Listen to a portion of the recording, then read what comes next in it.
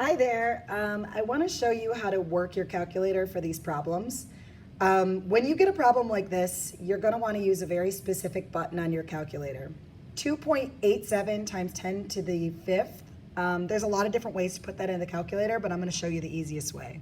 You want to type in 2.87, and then you want to use your EE button or your EXP button. Right here on this calculator, I have to hit the second button, and it's right there. On some graphing calculators, it says EXP instead of EE, but that button basically means times 10 to the. So I type in 5 because that EE sums up times 10 to the. So 2.87 times 10 to the fifth, and then I just type in times 3.514, and again, second EE times 10 to the ninth. And that's all I need to type into my calculator, and I can hit equals and go ahead and solve it. Now what my calculator spits out is it does say times 10 to the 15th. Remembering sig figs, this has 1, 2, 3 sig figs. This one has 1, 2, 3, 4 sig figs. So my answer has to have 3 sig figs. Oh, sig figs. I want to have the least number of sig figs in my answer.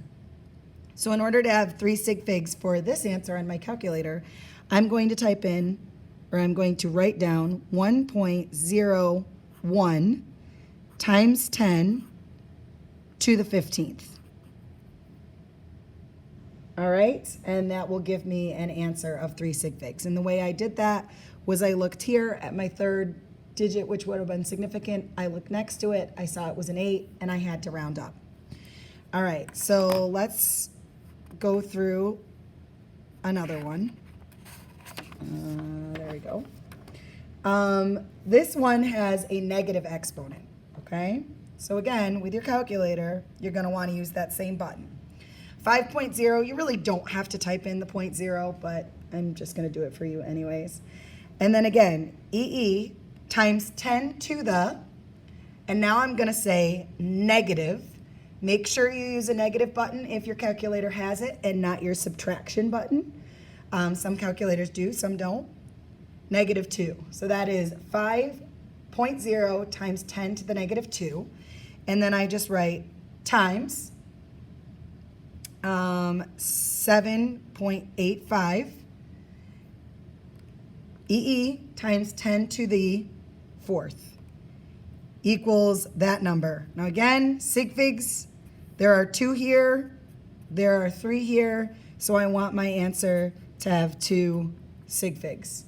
So to have that answer have 2 sig figs, it gets a little bit tricky because 3925, right?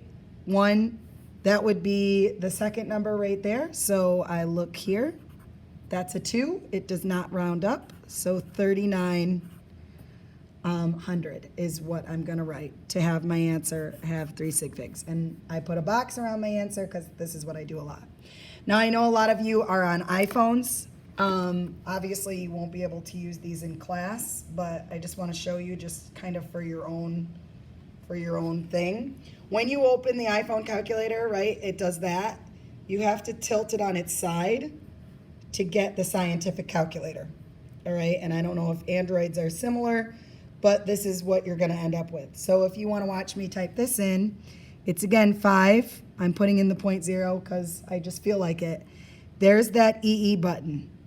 Times 10 to the, and you can see it goes gray, and now I wanna say negative 2. All right, so I've typed it all in. I don't love this calculator because it doesn't show me what I'm doing along the way, but I can do the same steps. Times 7.85 times 10 to the fourth equals, and there's that same answer I just got. Now you might be saying to yourself, Mrs. Robles, why are you typing this into a calculator? Why don't you just do this by hand and say 1, 2, and you say 0.05 and call it a day and put that into the calculator? That's all fine and dandy for this problem, but in chemistry, we're gonna have exponents like times 10 to the negative 26th, or times 10 to the 94th, and you won't be able to always rely on that. So it's better to just get used to this button early because it's a pretty easy one to use. All right, hopefully that helped.